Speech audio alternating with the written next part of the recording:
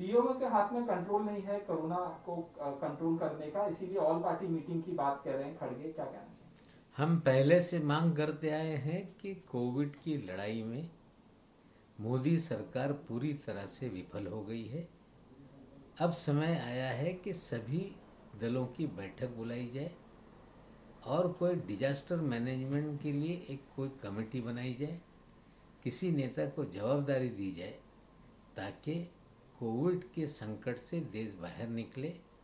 इससे पहले भी अटल जी के ज़माने में जब कोई संकट आता था, सर्वपक्षीय बैठक बुलाकर उसमें जो योग्य नेता होता था उसे जवाबदारी देने का काम अटल जी करते थे। अभी जो परिस्थिति है ये मोदी साहब के बस का नहीं। तात्काल बैठक बुलाएं और जवाबदारी बांटें ताकि हम कोविड से लड़ पाएं। अशोक गहलोत ने केंद्र सरकार को नेशनल लॉकडाउन लगाना चाहिए सब जगह, क्या कहेंगे?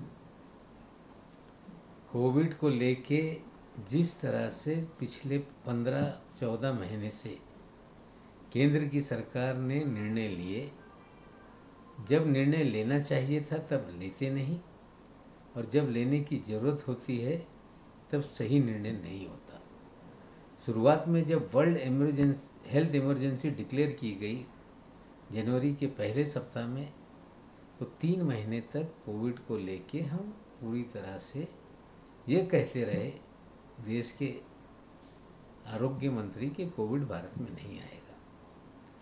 उसके बाद एकाएक देश भर में जब केस 400-500 थे, 2-2.5 महीने का लॉकडाउन लगा दिया। अब देश के अंदर लॉकडाउन नहीं लगाया जाए इस तरह की वकालत मोदी साहब कर रहे हैं। जब देश में 4 लाख से अधिक मामले रोज निकल रहे हैं, जब एक देश है तो एक नीति बननी चाहिए।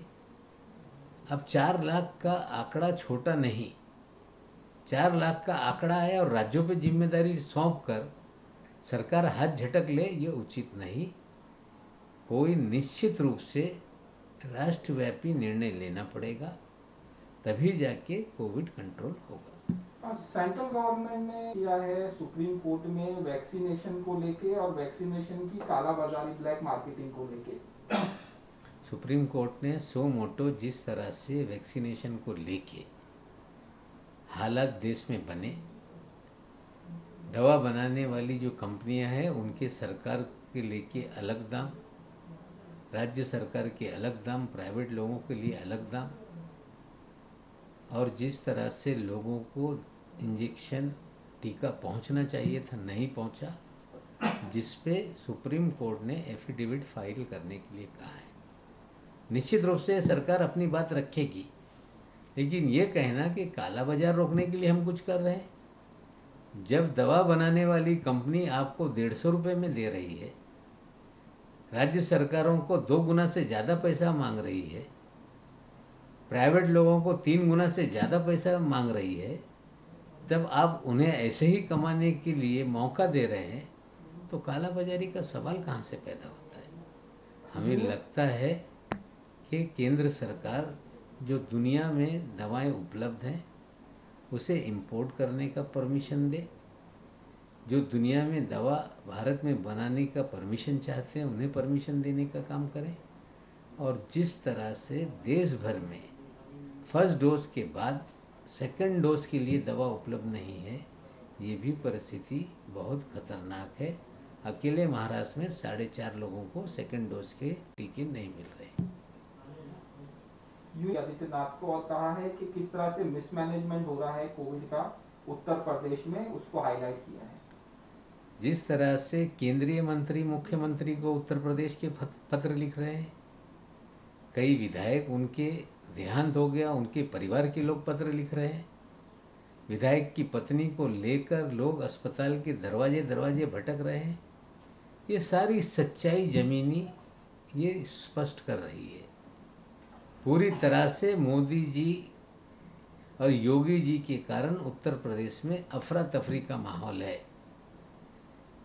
ये कहना कि यूपी में सबसे ज़्यादा टेस्टिंग हो रही है, रैपिड एंटीजन टेस्ट, ये 40% एक्यूरेसी है, सिर्फ उससे ही कोविड की टेस्टिंग नहीं हो सकती।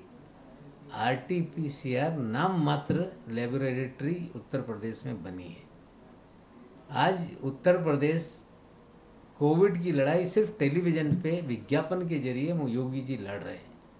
सच्चाई ये है कि हर गांव में हर दिन कई कई मौतें हो रही हैं, ना टेस्टिंग हो पा रहा है, ना इलाज हो पा रहा है, और हालात यहाँ तक बिगड़ गए कि अंतिम संस्कार ना कर पाने पर लोग शवों को नदी में प्रवाहित कर रहे हैं। ऐसी परिस्थिति है और सबसे बुरा हाल देश में उत्तर प्रदेश का है। ये सच्चाई है।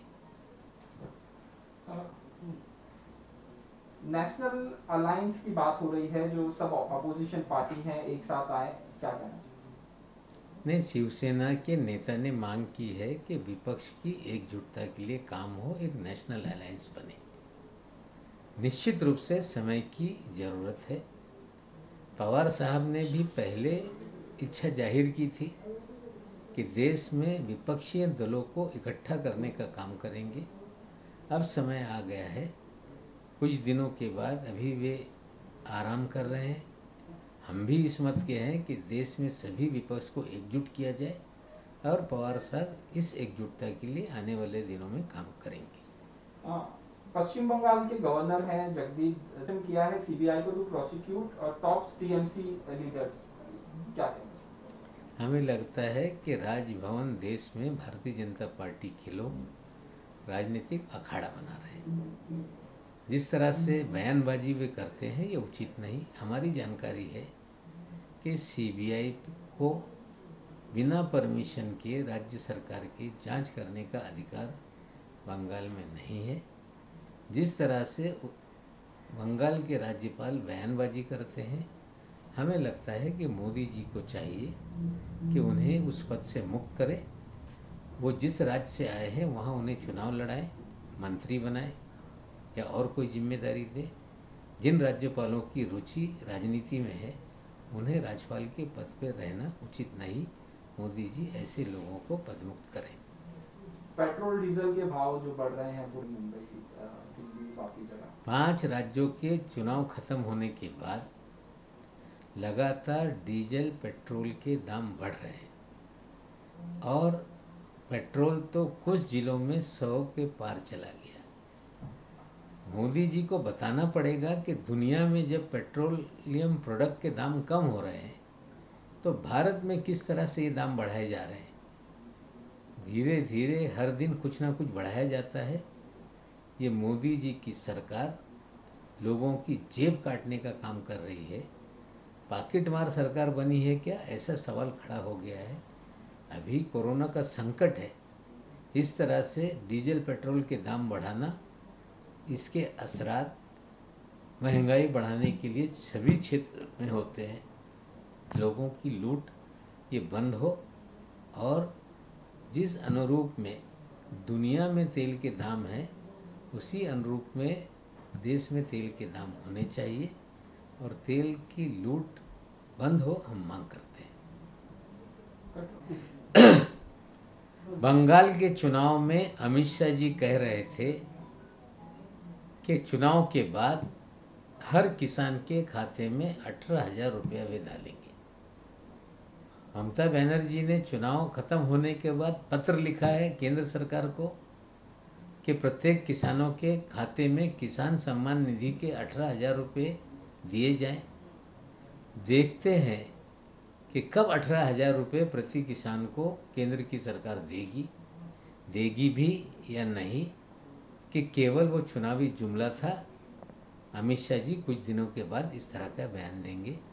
हम मांग करते हैं कि आपकी योजना है, भले कुछ राज्यों में उसका लाभ नहीं मिला हो, लेकिन आपने वादा किया है कि जिस दिन से योजना शुरू हुई उस दिन से पूरा पैसा किसानों को देंगे, तो आप जल्द से जल्द किसानों का पैसा दें। ये मुख्यमंत्री कोविन के जरिए जो टीकाकरण का कार्यक्रम है पूरी तरह से क्रैश हो जाता है। जब राज्य सरकार को 18 से 45 साल की उम्र के लोगों को मुफ्त टीका लगाने की जिम्मेदारी दी गई, हमने फैसला कर लिया कि हम मुफ्त में टीका लगाएंगे, तो हमें अलग से ऐप बनाकर मैनेजमेंट करने की जिम्मेदारी की परमिशन दी जाए। आप पूरा देश का मैनेजमेंट करते हो, आपसे मैनेजमेंट नहीं हो पा रहा है। आपका ऐप या आपकी वेबसाइट क्रैश हो जाती है। आपकी वेबसाइट ये नहीं बता पाती कि सेकंड डोज कब देना है। 4.5 लाख डोज सेकंड डोज हमारे पेंडिंग है। तो हमने मांग की है कि सारा जो भी मैनेजमेंट है टीकाकरण का, ऐप के जरिए हम अपने राज्य का करना चाहते हैं। आप तत्काल रूप से राज्यों को परमिशन दें। सभी इस लोभ में कि राज्य कहीं आपकी तस्वीर ना निकाल दे, हमें लगता है ये उचित नहीं। आप चाहिए परमिशन दे दीजिए इस कंडीशन पे कि मोदी जी की तस्वीर के साथ ही आगे कार्यक्रम चलेगा, लेकिन जल्द से जल्द परमिशन दीजिए। बहिणाबाईंची जात्यावरची ओवी म्हणजे